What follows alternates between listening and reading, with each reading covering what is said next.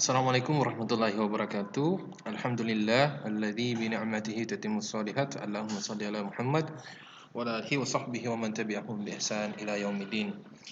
Nah, baik anak-anakku sekalian yang Ustaz cintai dan Ustaz banggakan. Nah, hari ini seperti janji Ustaz kita akan mereview pelajaran bahasa Indonesia yang telah diberikan oleh Ustazah Asmi. Sebelumnya Ustaz mohon maaf karena ngos-ngosan. Ini sudah main futsal sama guru-guru NF di lapangan. Nah, makanya mungkin nanti sedikit mendengarkan nafas yang agak ngeh-ngeh, ya kan. Nah, jadi pada pelajaran bahasa Indonesia tadi yang Ustadz tangkap adalah Ananda setidaknya ada dua hal ya yang dituntut. Yang pertama adalah Ananda mampu mengetahui pengertian dari buku fiksi dan Ananda mampu menemukan unsur-unsur dari buku fiksi yang dibaca. Nah, tapi pada video kali ini Ustadz akan fokus di poin pertama, yaitu Ananda mengetahui pengertian dari fiksi dan contoh-contohnya atau jenis-jenis karya sastra tentang fiksi. Nah, baik, langsung saja Ananda sekalian. Tentu kita berawal dari pengertian ya, atau definisi. Apa sih fiksi itu? Ananda sekalian pasti sering dengar ya, kisah ini diangkat dari kisah fiktif, ya kan? Atau ini semua hanya fiksi. Intinya fiksi ini sering didengarkan. Fiksi itu, Ananda sekalian, jadi menurut para ahli, diantaranya adalah Krismar Santi. Nah, dia mengatakan bahwa fiksi adalah karangan yang berisi kisah atau cerita yang dibuat berdasarkan khayalan atau imajinasi si pengarang. Jadi dia imajinasi ya, atau khayalan saja. Nah, itu yang disebut dengan fiksi. Nah, yang dikatakan oleh Tani Ahmad, seorang ahli lagi, itu beliau mengatakan fiksi itu adalah cerita naratif yang timbul dari imajinasi pengarang dan tidak memperdulikan fakta sejarah. Lagi-lagi dia berdasarkan khayalan. Artinya dia tidak sesuai dengan kenyataan. Nah, faham Anda sekalian? Jadi ini menurut dua ahli tentang definisi dari fiksi. Nah, berikutnya, apakah fiksi sama dengan bohong? Nah, kalau merujuk dari pengertian fiksi tadi, maka kita ketahui bahwasanya fiksi itu cuma khayalan dan tidak memperdulikan fakta sejarah. Artinya, fiksi itu tidak sesuai dengan kenyataan, berbeda dengan fakta Anda sekalian. Jadi benar, fiksi itu adalah sebuah sesuatu yang tidak benar. Nah, dalam Kamus Besar Bahasa Indonesia, fiksi itu Anda sekalian dia adalah cerita rekaan, baik dia berupa roman, novel, dan sebagainya. Pengertian kedua, dia adalah rekaan atau khayalan yang tidak berdasarkan kenyataan. Nah, pengertian yang ketiga, dia adalah pernyataan yang hanya berdasarkan khayalan atau pikiran. Jadi sekali lagi, dia adalah cerita yang tidak sesuai dengan fakta. Nah, kalau ada yang mengatakan fiksi berarti bohong dong. Nah, kita bahas dulu, apakah bohong itu haram, Anda sekalian? Nah, sekali lagi, Ustadz ingin mengatakan di sini tentang bohong ya, mengenai fiksi. Nanti kita bahas di belakangan. Nah, secara umum, bohong itu adalah hal yang tidak dibolehkan, Anda sekalian. Nah, kalau kita lihat di luar sana ya, sebagian orang itu menganggap bohong itu adalah sesuatu yang biasa dan tidak menganggap bohong itu adalah dosa. Padahal anak-anak sekalian, bohong itu adalah dalam agama kita dia adalah haram ya. Tidak boleh seorang melakukan kebohongan. Nah, Ibnu Syihab mengatakan, aku tidak mendengar sesuatu yang diberi keringanan untuk berdusta di dalamnya kecuali pada 3 perkara.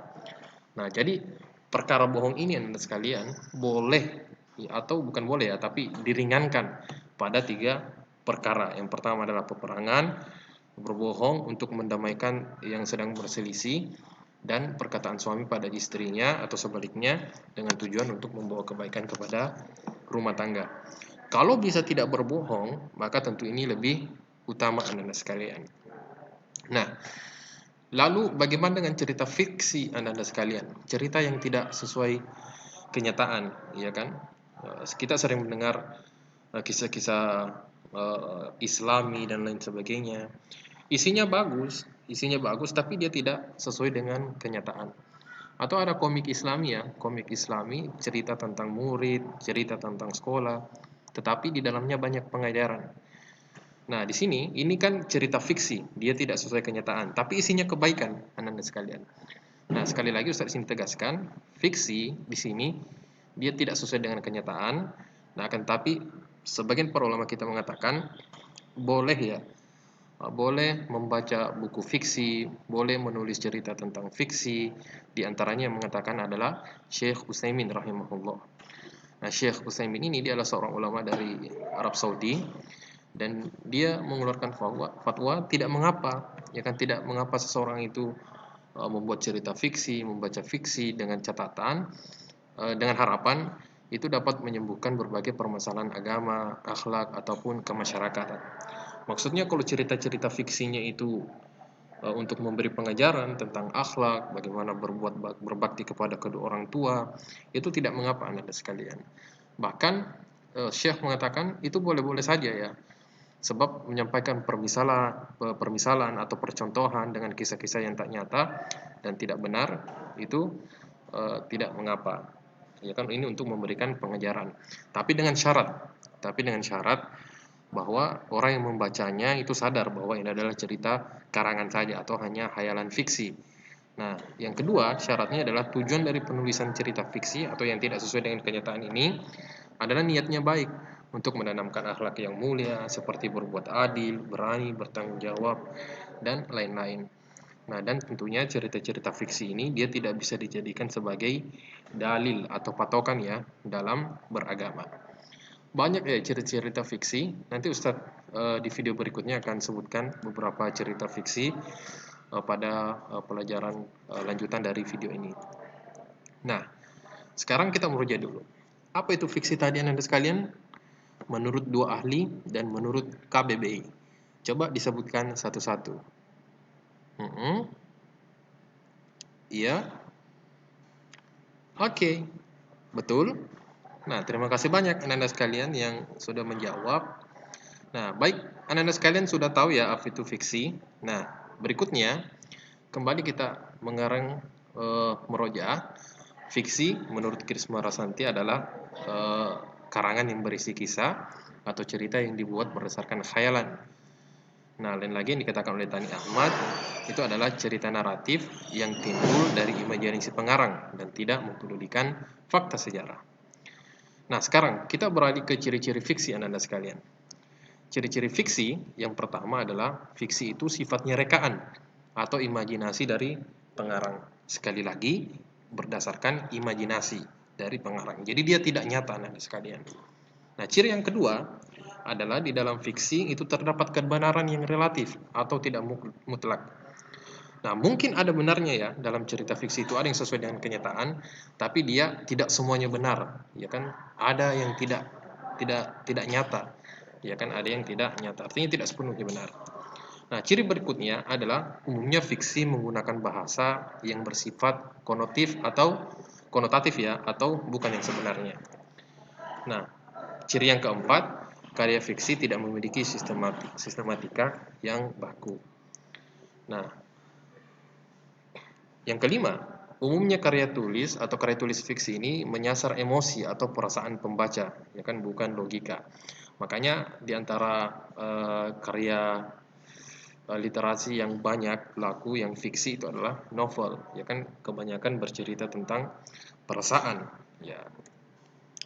Berikutnya adalah dalam karya fiksi terdapat pesan moral atau amanat tertentu anak-anak sekalian.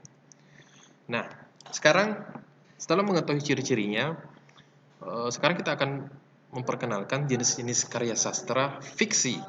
Nah, yang pertama novel. Nah, novel ini adalah suatu karangan fiksi yang menceritakan tentang seseorang atau tokoh utama dengan di dalamnya ada pro dan kontra, ya kan, mulai dari awal hingga akhir novel yang memiliki klimaks atau ending. Contoh novel banyak anak-anak sekalian. Kalau anak-anak sekalian misalnya buka NFRS atau yang sering buka NFRS, nah sepertinya kebanyakan ini ya isinya tentang novel anak-anak sekalian. Nah, Ustadz berencana di semester depan atau tahun ajaran baru, Ustadz berencana membuat aplikasi NFRS tapi isinya sirah nabawiyah. Doakan ya semoga Ustadz berhasil membuatnya. Nah, yang kedua, jenis kedua adalah roman. Jadi suatu karya fiksi yang menceritakan mengenai beberapa tokoh dalam alur ceritanya. Nah, apa bedanya dengan novel? Kalau novel, dia menceritakan tentang seseorang tokoh di sini. Novel itu menceritakan seorang tokoh, sedangkan roman mengenai beberapa tokoh dengan dalam alur ceritanya. Nah, roman ini mengandung banyak hikmah dalam ceritanya dan cenderung mengarah pada cerita klasik. Baik, contoh yang ketiga atau jenis ketiga itu cerpen. Nah, cerpen ini banyak ditemui ya, artinya tidak asing di telinga Anda sekalian bahwa cerpen itu dia lebih diminati. Kenapa? Karena dia pendek, ya kan, tidak panjang seperti novel dan roman, dan dia adalah karangan fiksi yang isinya jauh lebih sedikit ketimbang roman ataupun novel. Ya, kalau dibandingkan banyak mana isinya kontennya antara novel sama roman, maka tentu yang paling pendek isinya di sini adalah cerpen. Jadi cerpen itu memiliki daya tarik tersendiri karena bisa menjadi pembelajaran awal bagi para penulis dalam membuat sebuah karya tulisan. Nah, jadi anak-anak sekalian, mungkin kedepannya akan ada lomba cerpen ya khusus 7D. Nah, baik. Sekarang kita merojaah sebelum video ini berakhir. Yang pertama, tadi apakah yang dimaksud dengan fiksi itu anak-anak sekalian? Dua, apa hukumnya berbohong? Boleh atau tidak? Baik. Kalau yang tiga, nah kapan berbohong itu mendapatkan keringanan. Nah, yang keempat, sebutkan jenis-jenis karya sastra fiksi dan sebutkan pengertiannya. Oke. Nah, berikutnya anak-anak sekalian, kita akan bahas novel ya. Bahas novel dan beberapa cerita ya fiksi yang kata para ulama kita boleh untuk didengarkan dengan catatan dia tidak dijadikan sebagai hujah. Baik anak-anak sekalian, 4 nomor ini Ustadz tunggu ya. Ustadz tunggu diketik dan dikirim di grup. Atau jangan di grup, silahkan japri Ustadz supaya temannya tidak copy paste. Demikian dulu anak-anak sekalian. Jadi Ustadz tunggu tugasnya dikumpul ya. Ustadz ucapkan terima kasih banyak. Insya Allah kita akan ketemu di video berikutnya. Assalamualaikum warahmatullahi wabarakatuh.